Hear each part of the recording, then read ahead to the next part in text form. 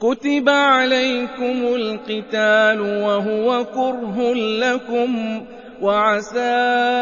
أَن تَكْرَهُوا شَيْئًا وَهُوَ خَيْرٌ لَّكُمْ ۖ وَعَسَىٰ أَن تُحِبُّوا شَيْئًا